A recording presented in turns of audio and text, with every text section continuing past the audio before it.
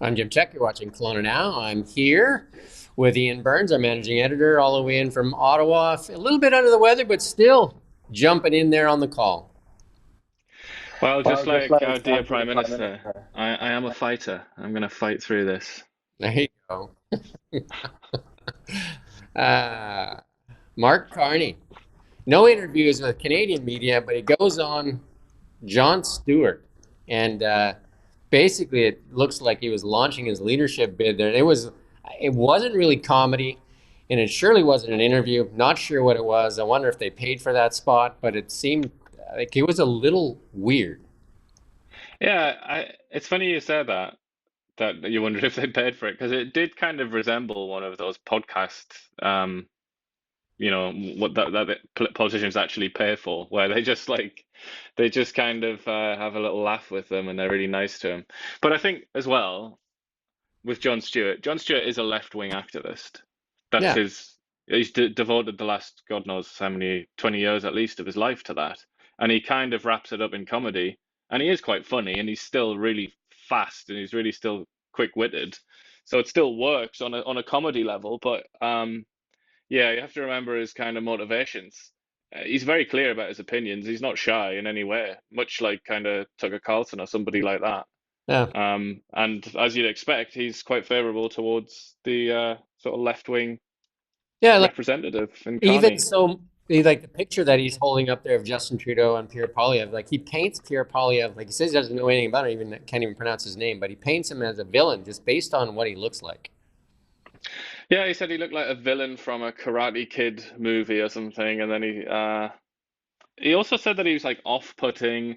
I think Carney, it's obviously Trudeau has done exactly this. In fact, I believe Trudeau did this. No, it was with Colbert, wasn't it, that Trudeau did it not so long ago, where he kind of allowed the ignorant American to waffle falsehoods and nonsense and comparisons to Trump and so on. And then Carney kind of went along with it, which, I have to say, it's quite irresponsible to allow a foreigner to talk nonsense about your country's politics and just let him get away with it and not even attempt to say, something slightly positive about Polyev. He doesn't really compare to Trump, does he? He's not like Donald Trump. I don't understand where this comes from, but I guess it's just that's like how parochial American politics can be. They always have to talk about themselves, don't they? What I find odd though is Mark Carney goes on a New York whatever it's a show, comedy show, and then Justin Trudeau doesn't do Canadian interviews with Canadian media since his resignation, but he goes on CNN and MSNBC and just like so. What value do they see in Canada if they just go to the American networks for their interviews? Yeah, and that was emphasized by Melissa Lantsman, she sent me a statement, or her representative sent me a statement where she does highlight that fact that he's gone down onto American TV. I mean, it is a funny thing to do. I can't imagine this happening in any other country, really. Can you? Hmm. Can you imagine like a German politician going to France to give an interview where he kind of, or even Austria where the language is the same, to like kind of basically announce his political ambitions? It is very, very weird, and it suggests some pretty bad things that Carney's going to want to distance himself from, like the idea that he's like a big internationalist, that he's a globalist, as people say. I think he's going to want to be careful with that kind of thing because a lot of Canadians are very sensitive to that, particularly when it comes to the US, I think, It's, at this moment. I find it equally odd and troubling at the same time that at the same time the liberal machine is saying, like we got to stick together as Team Canada, and their leader and their coronated leaders, supposedly, are both not on Team Canada. They're going to the U.S. for their messaging. Yeah, and giving interviews, even in the case of Trudeau, like, you know, infamously, I suppose, lately, Trudeau didn't do his year-end interviews. He Yeah, cancelled all those. So he hasn't, like, the only media that Trudeau has done in Canada recently is when he made the announcement of his resignation. And I yeah. suppose, I mean, it was a bit strange, but I suppose to his credit, he hung around after he made that announcement and he answered a lot of questions from the press. But he hasn't done like a big sit-down interview yet. He's just done it with a couple of Democratic Party media outlets in the US, which, yeah, that you can see why he's there. He's got an excuse to be there, obviously, because of Trump's bluster about tariffs and whatnot. But still, if you're going to make comments about domestic politics, it doesn't really work to do it in a foreign country, I don't think. It's pretty odd. It's odd that the one interview that Justin did do was on This Hour's 22 Minutes, a comedy channel, and then Jon Stewart, a comedy channel. Maybe that's what a lot of people think of the Liberal Party right now, is they belong on comedy channels. Well, I would say even though Jon Stewart, I mean, it's ultimately subjective. I think Jon Stewart is still kind of witty, and he's obviously like, even though he's getting on now, he's still very sharp and capable of making people laugh. But he's not a comedian, and these aren't No, comedy shows, and they haven't really been ever. I can remember watching Jon Stewart during the Iraq War with during the Bush era. It was never comedy, yeah, and never just comedy. It was kind of like politicized, left-wing rants with an audience that giggles and occasional jokes. That's basically what it is. And yeah, Colbert isn't even that. I don't even think Colbert is even funny in the slightest. But yeah, they're both political shows, and that yeah. it is worth remembering that. Yeah. Elon Musk, this is from Pascal Saint Saint Ange actually, um, says that he's increasingly meddling in politics, and recent changes that Meta to emulate fact checking make conservative leader Pierre Poilievre's promise to defund CBC even more consequential. Like, there's one lady that has basically decimated independent media across Canada with Bill C-18 and fails to listen and anything, and then she's still making these comments. Well, she even said in that interview that it's really important to defend independent media, which I Right. just find. I mean, it's a little bit ironic when she has, as we wrote in that editorial, not her personally, but I suppose the government, the Liberal government, has overseen the destruction of independent media in Canada, tragically. Well, But I we also find said. it strange that she refers to Elon Musk as a tech geek. That's quite an Mhm. insult, isn't it? Well, we sent a letter to the MP, and Tracy Gray also sent one on our behalf, and we didn't even get a response. We got back a boilerplate thing that we could have copied off the website. Yeah, I mean, it sadly, in our experience, it's been revealed to us that nobody in Canadian politics particularly seems to care about independent media. They often say they do, but if you judge them by their actions, they sadly, I mean, it's heartbreaking, but they really don't care. They don't care about independent media. So it's not something that concerns them day to day. And then another one they're doing in the news today, Champagne to announce leadership intentions today. I'm assuming that he's going to say he's not going to run. And then you did say that Christy Clark has dropped out today. Yeah, she said that her French wasn't good enough, and that Trudeau's resignation hasn't didn't leave her with enough time to build up a sort of campaign. So she kind of took some digs at Trudeau there. Yeah, I mean, I think she made a big misstep there, and I think the biggest part of that misstep was trying to accuse the Conservatives of manufacturing information, which was clearly not true. Yeah, and she stuck the boot into Polyev in that in her statement, quite a long statement that she released, or long by today's standards anyway, in which she I think she said something like Polyev is a bully when he's in Canada, but I can't remember how she phrased it, but like he's a sycophant basically for Donald Trump when he's in the US, trying to trying to portray him as sucking up to Elon Musk and Donald Trump, which I again find it like that an odd decision to make, especially given the importance of the United States and how freaked out everybody is about the prospect of Canada being effectively destroyed, or the economy being temporarily destroyed, let's say, by American tariffs. I mean, shouldn't we all be kind of like, we've got to make our minds up. What are we going to do? Are we going to kiss up to Trump, or are we going to stand firm and threaten them? We haven't really seen that from the political class, so it's an odd attack line, I think that. And then we needed a drum roll for this one, 'cause here's the shocker. the shocker of the year so far, right? Most Canadians say GST tax break will have no impact on finances. Now that's a Yeah, shocker. and quite a lot in that same survey, quite a lot of them said that it's actually going to make them less likely to vote for the Liberals. So it's like had the opposite effect for somewhere around 30% of the people that they polled said that they're now like they've taken that as almost like I guess like an insult, and they're not gonna or whatever, or they've looked at the Liberals as being irresponsible, something along those lines anyway, and they've determined that now they're not going to vote for the Liberals, or they're less likely to. Well, Chrystia Freeland, the finance minister and the deputy prime minister, on her resignation, basically from their own party said this is nothing more than a political gimmick. And then if she wasn't the architect for it, and Justin Trudeau doesn't like to think about the economy, then and Mark Carney was the the advisor for Justin Trudeau. Who owns this? Is it Mark Carney? Is it Justin Trudeau? Because Chrystia Freeland says it's not her.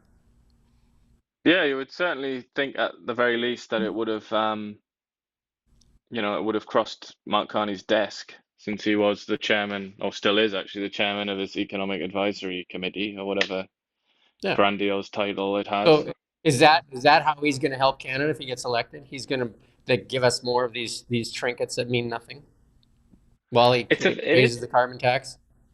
the policy was an odd one though, wasn't it? And Carney, his reputation as a economist or a central banker isn't it isn't really like that. It isn't like throw money around. It's more whether or not you believe this, I don't know, but he has a reputation for being quite sort of sensible, doesn't he? And that I don't know. So it doesn't necessarily have his fingerprints on it, but it is going to have to be investigated and spoken about. But some random ignorant American like Jon Stewart isn't going to ask him that question, because he doesn't even he hasn't got the slightest clue who Mark Carney is, probably. So, you know, Carney needs to come and do interviews in Canada, and then he might get asked that question. Uh, PEI homeowner captures sound and video of meteorite strike on camera, and scientists believe it's the first such thing. Yeah, it's extremely cool. I would encourage people to check that out. It's just, and the guy said that he was just there, like moments before it came down. So he Hmm. could have been one of the like tiny number of extraordinarily unlucky people to have been Yeah. hurt or even killed by a meteorite. Starbucks on Monday said it's reversing a policy that invites everyone into their stores. It's basically now saying, buy something or get out. Good old friendly Starbucks. Well, a bit like Apple, their sort of brand image is kind of like we're really nice, we're nice people, and we love inclusion and diversity and all these kind of things. But then all of a sudden, it's just like buy something, or we're going to give you the boot. I find it odd, like Starbucks, sometimes people think that they made some, political stances, like no straws and no stoppers. But I was just in Las Vegas for a week. Guess what's there? Stoppers and straws. Different rules in America, I suppose, now with this so-called vibe shift. Stoppers and straws. And they can't have it in Canada. Instead, in Canada, they give you a plastic, or sorry, on the stopper, they give you a piece of the plastic that they stick on top of the cup there with has glue on it, so you can have some glue along with your morning coffee. Who doesn't It'll help like hold you together.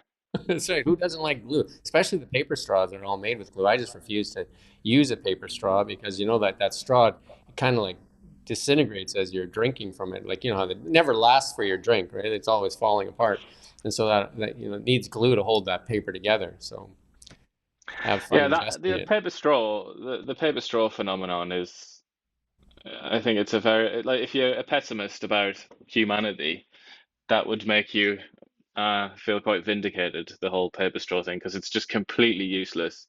It doesn't achieve anything in any way, really. Even on an environmental level, it doesn't really achieve anything, does it? And it's completely, it's not up to the task. You can't drink through a paper straw because it just Yeah, I falls to mean, pieces. when you go to Starbucks or McDonald's or any of the fast food joints, I mean, the amount of garbage that's created just from one order is out like astounding. Like it's just a ton of garbage.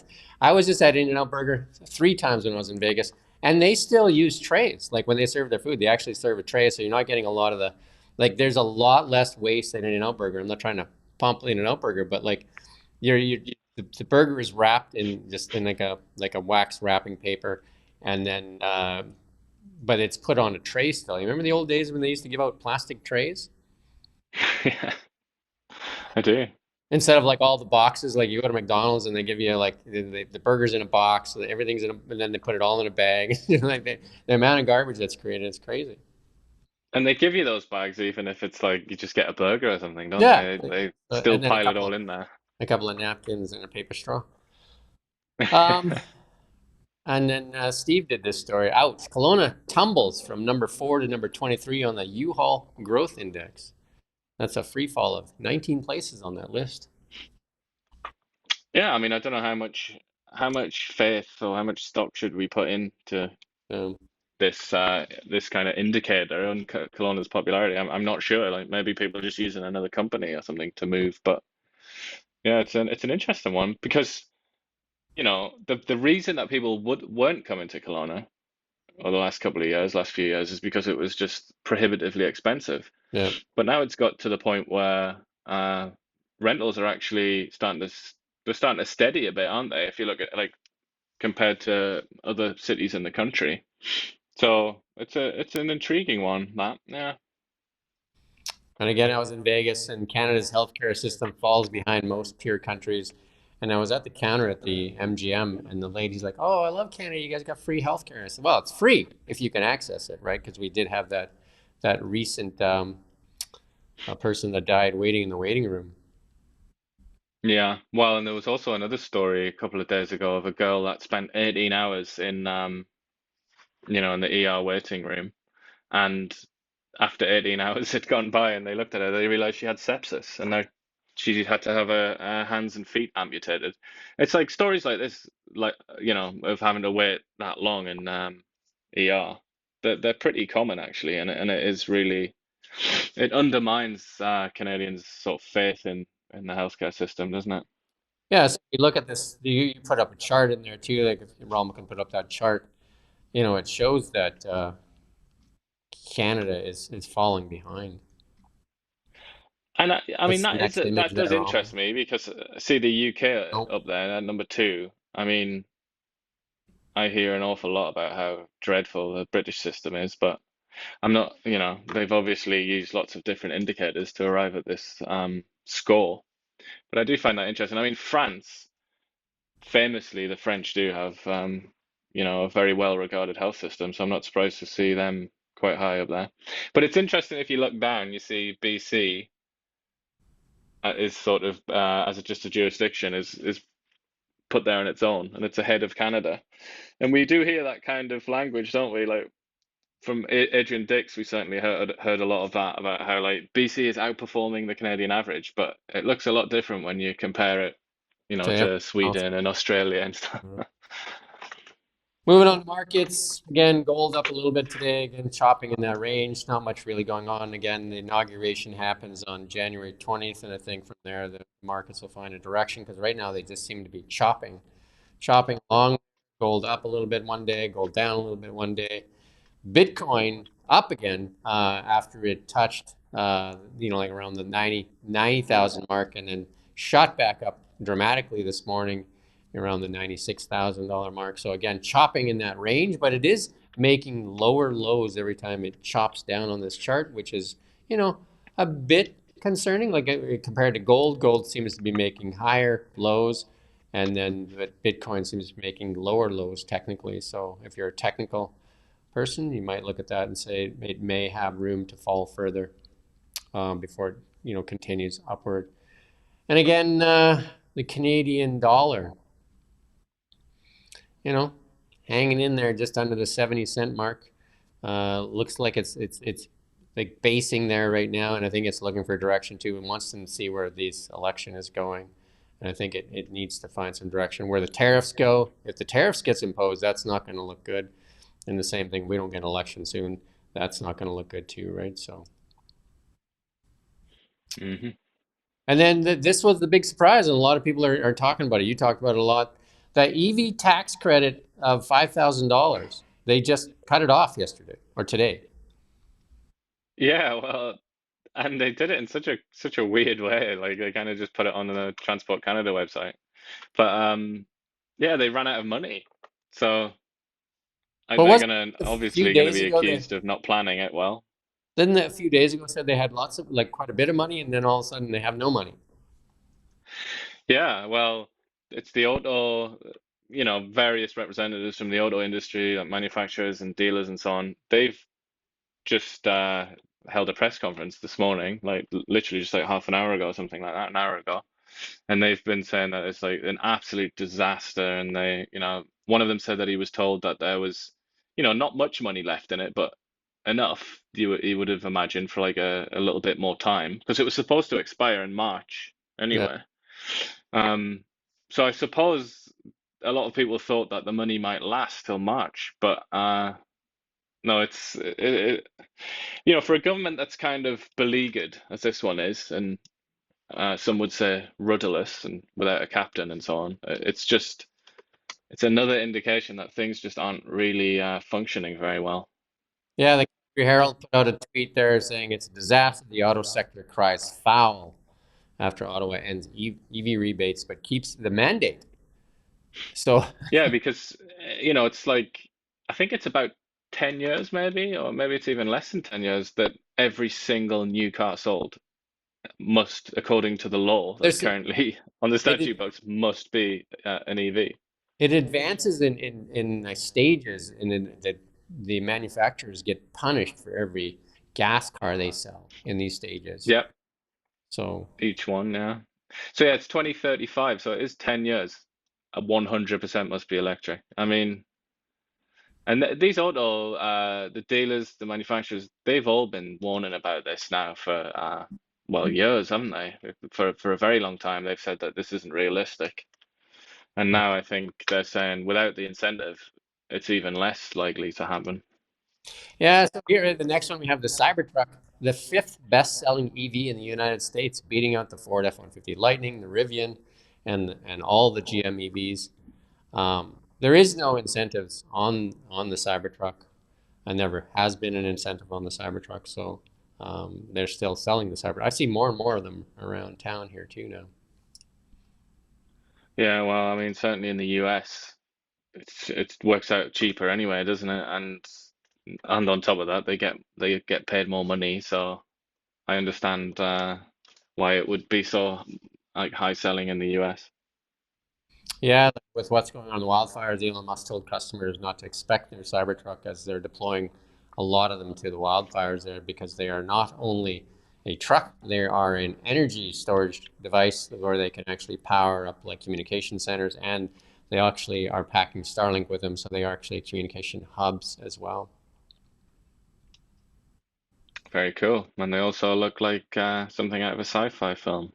They like a cheap PBS sci-fi movie. If you That's a remember very those, cool image there, though, isn't it? With the jagged mountains in the background. It's not bad for a looks guy very that neat. doesn't do advertising. A lot of the stuff does the advertising for him. Um, Yeah. the, the meme. Uh, we're not sure what it means, but when you thought they were done arguing, you hear them mumble something from the other room. Just because, the cat here thought it had the last word, and then it hears somebody else trying to get it. I would Those look at that and cats, I say, do like them. I do. For me, I look at that and say, like, for the liberals, they're saying they're not running. What? You're not running? You're not running? You're not running? Yeah, Like the it's champagne got good announcement. good brow. They're actually now announcing the announcements, which is just to get in the press cycle or what? Like Champagne announcing that he's going to announce today. Well, I think what happens is behind the scenes, and that's obviously what Christy Clark was doing. They call around, don't they? And I suppose that involves like all the party bigwigs, donors, MPs, like all kinds of power brokers. They give them a ring and they say, "Are you going to support me?" And then they do it like that first, and that determines whether they announce, in speech marks. But like they already really have announced, they've just done it internally. And Yeah. I think Christy Clark was presumably she just got the call from some influential people that supported her within the party, just saying it's a no-go based on based on that interview, I would imagine, and that sort of embarrassing moment for her. Because you can lose a lot of supporters there, because then all of a sudden it looks like you just can't handle the basics. And her team, I would imagine they're pulling their hair out that they didn't think about that, that they didn't prepare for Yeah, they should do an announcement to when the announcement's going to come. That's going to announce what they're going to announce. that. Yeah. That fit Well, right let's in there see with. what Champagne's going to announce. Is he going to have champagne with his announcement? We don't know.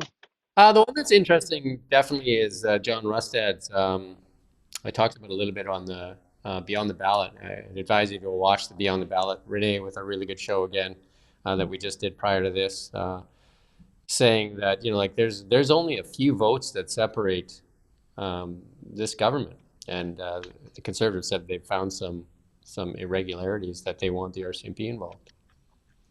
Yeah, it's 22 votes in that riding in particular, that Surrey riding, and the Conservatives, BC Conservatives, claim that they've identified at least 45 sort of like weird instances of voting. So that's more than double the needed number of votes to Sway overturn it. So that I seat. mean, Yeah. it emphasizes how insanely tight that election was, and I almost feel like that hasn't really been digested Yeah. by a lot of people. It was nuts. I mean, you very rarely get any election anywhere in the world that's as crazy tight as that. Hmm. 22 votes. I mean, that is bananas, isn't it? Yeah. It sure is. Well, hope you feel better. And for the viewers out there, hopefully you subscribe to our YouTube channel, our X channel. And also, you can subscribe to our newsletter. We put that out 365 days a year.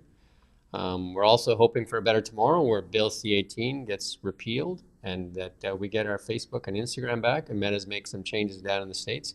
And hopefully they see the light of day and make the changes here in Canada so that people can access news on their, the social channels that they visit every day.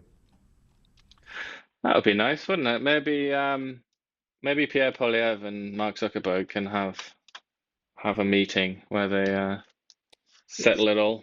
The interesting one that I didn't put on here is there's rumors out on Bloomberg this morning that because the deadline for TikTok to be sold or shut down in the United States is coming really close, and it's been said that they're talking with Elon Musk for him to buy TikTok. Wow, that's an interesting one because I know Bill Gates was keen on it, wasn't he? Yeah, I think Kevin O'Leary is trying to fundraise. He's trying to do crowdfunding to buy TikTok. So, and I know Donald Trump is recently a fan of TikTok because he used it during the election because of his son Barron. And Barron says that TikTok is where the youth go, and that's what helps sway a lot of youth voters for the Trump campaign. Yeah, there's no doubt that the younger sort of generation use that almost exclusively, don't they? They don't waste their time on Facebook or X or anything like that. It's Yeah, really that that is the main sort of media for them. they'll tell you that Facebook is an old man's platform, an old lady's platform, like for old people. Yeah, to be honest, it kind of feels like that's been true for quite a while from my perspective. Yeah, Because a lot of people moved to Snapchat, didn't they? The youth not that long ago. I don't know if they still I've give never much used Snapchat, time to Snapchat. and I don't really use TikTok. Um, I find it can be a time suck and like a wormhole where you can get stuck down there and burn a lot of time. Yeah. Well, Instagram is the other one. I've never really used Instagram, but I see people all the time. They're just like, it's almost like magnetism. They're just trapped. The They've Matrix. been like sucked into the Instagram world. They're in the Matrix. They're stuck in there. Yeah. And Anyway, it is just stuff like that cat, isn't it? Like a lot of the time, just like cats jumping around and stuff. It's just like, okay. Well, yeah, that whatever cat meme whatever can gets be you through used the for a day. lot. What's that? Whatever gets you through the day, I guess. I think I'm going to print out that cat meme poster. That'll be my poster. Anyway, we do thank you for watching for now. We don't just report the news, we live here too. We're your neighbors, bringing you stories that matter to all of us.